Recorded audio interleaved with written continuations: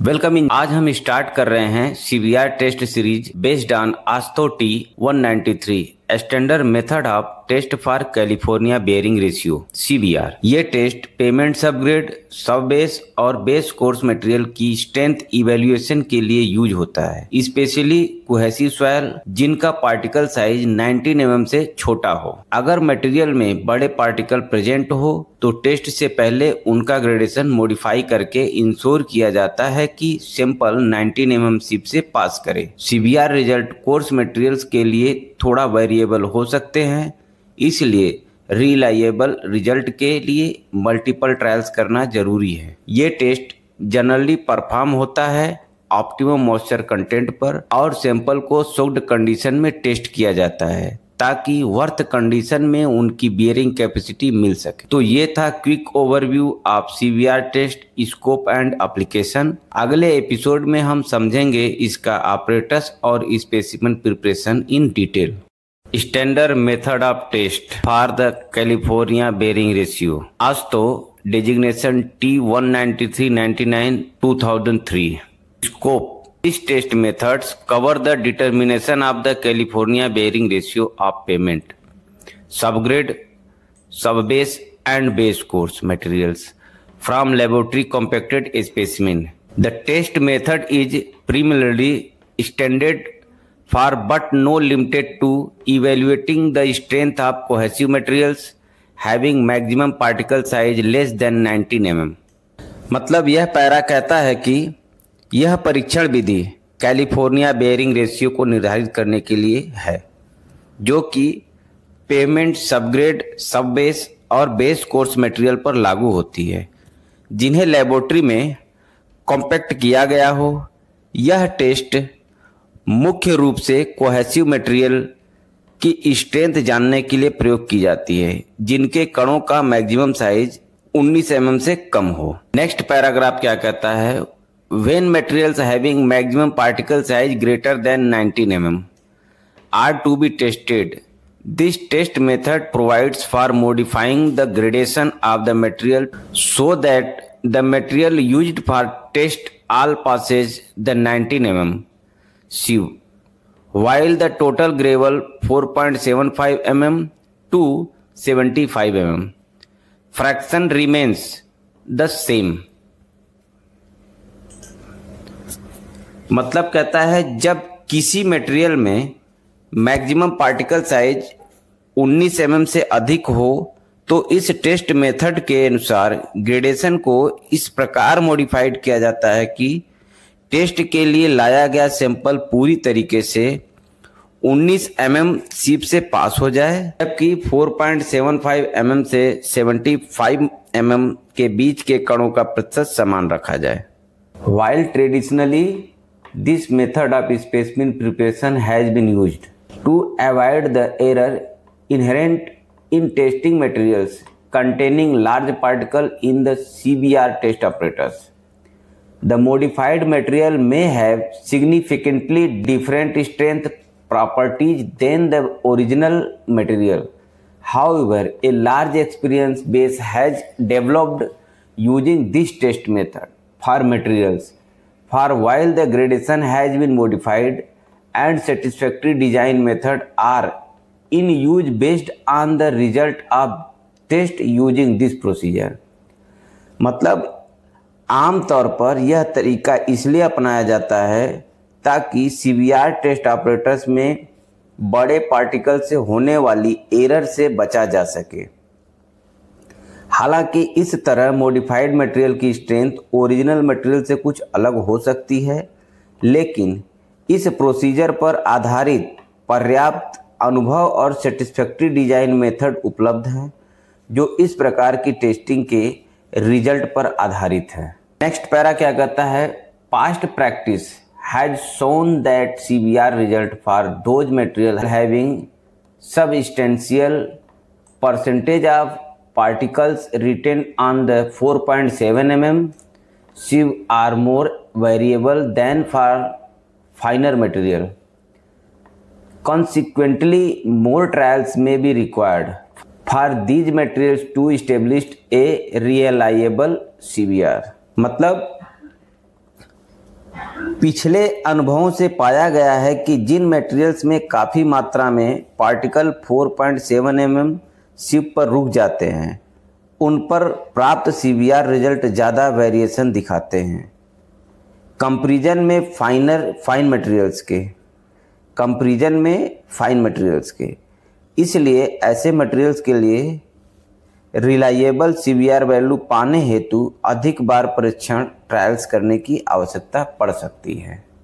Next, this test method provides for the determination of the CBR of a material at optimum water content or a range of water content from a specified compaction test and a specified dry unit mass.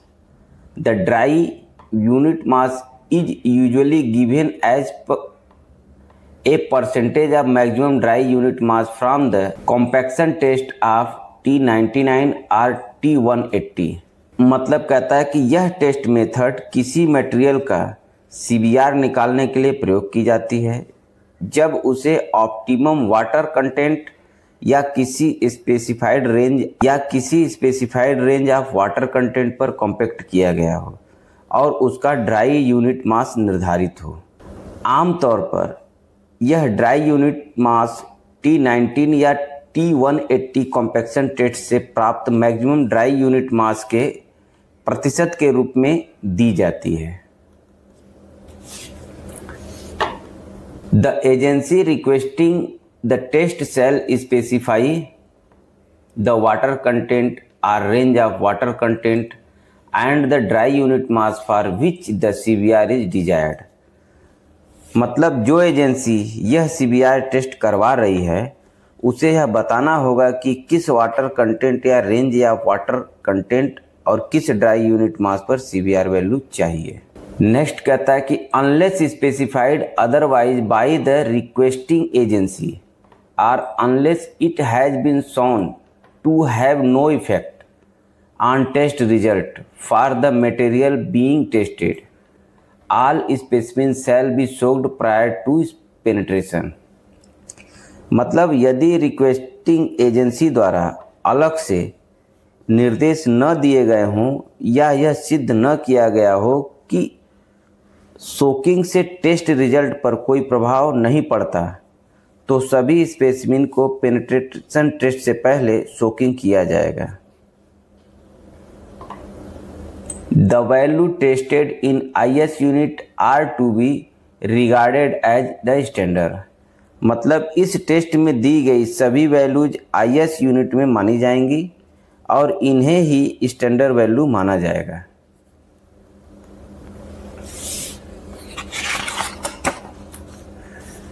Next, references document. इस test को करने के लिए कुछ references document दिए गए हैं, जैसे आस्टो स्टैंडर्ड में M92 wire cloth ship for testing process के लिए, M45 classification of soil and soil aggregate mixer for highway construction process के लिए, T2 सैम्पलिंग ऑफ एग्रीगेट के लिए, T87 drive preparation of distributed soil and other compacted soil के लिए।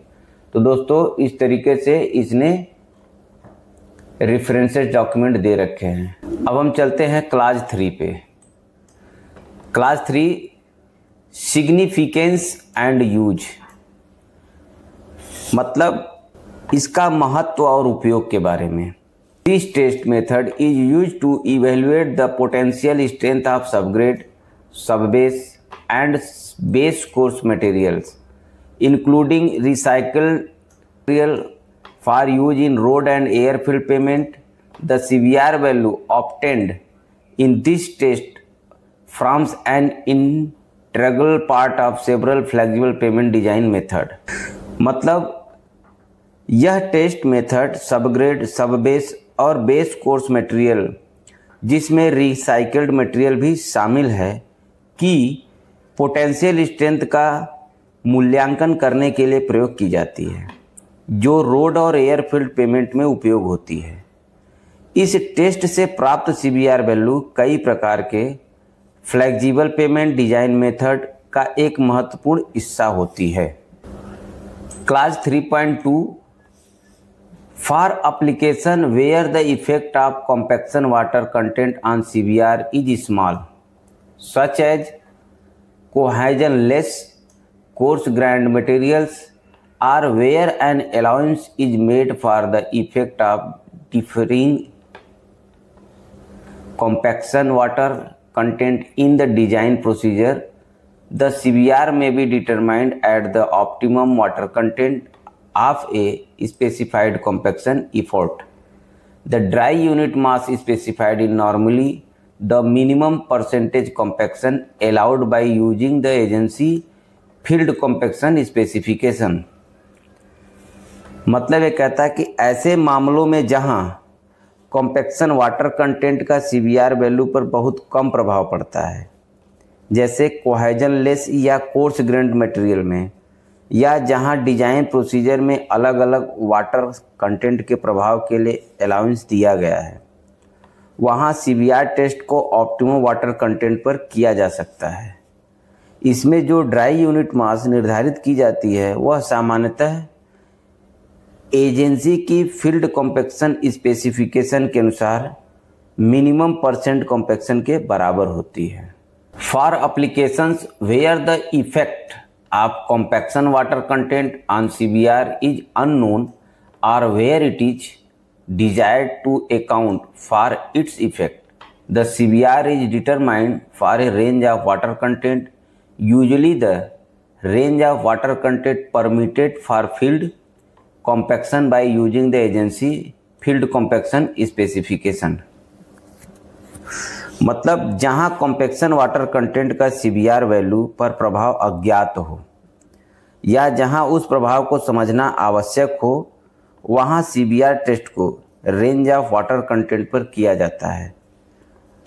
आमतौर पर यह रेंज वही होती है जो एजेंसी की फील्ड कॉम्पैक्शन स्पेसिफिकेशन में फील्ड कॉम्पैक्शन के लिए अनुमानित होती है। Class 3.4 the criteria for the test specimen, preparation of self cementing and other materials which gain strength with time must be based on a geotechnical engineering evaluation as desired by the engineer. Self cementing materials shall be properly cured until bearing ratio representing long term service condition can be measured. मतलब ऐसे self cementing materials या अन्य सामान materials जिनकी strength समय के साथ बढ़ती है, उनके टेस्ट स्पेसिमेन प्रिपरेशन के मापदंड जियोटेक्निकल इंजीनियरिंग इवैल्यूएशन पर आधारित होने चाहिए। इंजीनियर के निर्देश अनुसार ऐसे सेल्फ सीमेंटिंग मटेरियल को ठीक से क्यूरिंग किया जाना चाहिए ताकि लॉन्ग टर्म सर्विस कंडीशन का प्रतिनिधित्व करने वाली बियरिंग रेशियो को सही तरीके से मापा जा सके। तो दोस्तों, ये था AASHTO designation T193/99 2003 the California bearing ratio का स्कोप और सिग्निफिकेंस एंड यूज के बारे में। दोस्तों, हमने आपको जो जानकारी दी है, आप लोगों को यदि पसंद आए तो लाइक, शेयर, कमेंट और सब्सक्राइब जरूर करें। तो दोस्तों, मिलते हैं अगले वीडियो में। तब तक के लिए जय हिंद, जय इंजीनियरिंग।